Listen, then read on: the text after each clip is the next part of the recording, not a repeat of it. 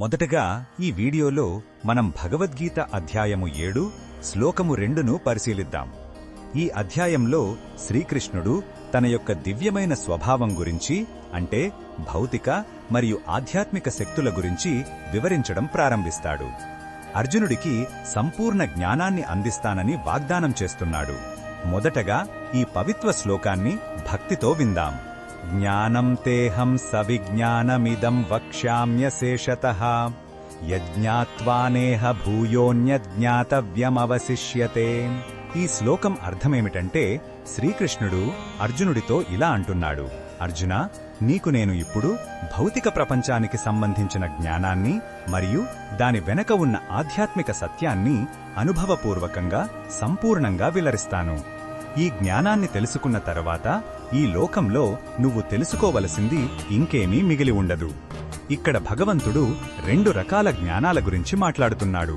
ఒకటి జ్ఞానం, అంటే ఈ ప్రపంచం ఎలా పనిచేస్తుంది అనే భౌతిక పరిజ్ఞానం. రెండవది విజ్ఞానం, అంటే ఆ జ్ఞానం వెనుక ఉన్న చైతన్య స్వరూపుడైన తన గురించి తెలుసుకోవడం.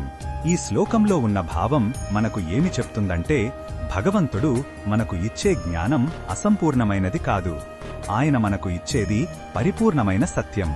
మనం జీవితంలో ఎన్నో విషయాలు నేర్చుకోవడానికి ప్రయత్నిస్తాం, కాని అవన్నీ తాత్కాలికమైనవే.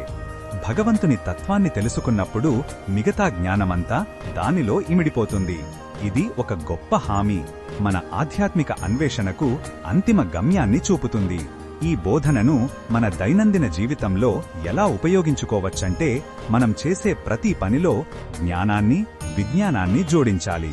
ఉదాహరణకు, మనమొక ఉద్యోగం చేస్తున్నప్పుడు ఆ పని ఎలా చెయ్యాలో తెలుసుకోవడం జ్ఞానం, కాని ఆ పనిని నిస్వార్థంగా భగవంతునికి సేవగా చెయ్యడం విజ్ఞానం.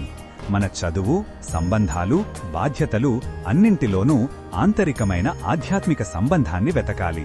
అలా చేసినప్పుడు మన జీవితానికి నిజమైన అర్థం మరియు సంతృప్తి లభిస్తాయి. మరిన్ని భగవద్గీత శ్లోకాల అర్థాన్ని తెలుసుకోవాలంటే మా తదుపరి వీడియోలను తప్పకుండా చూడండి.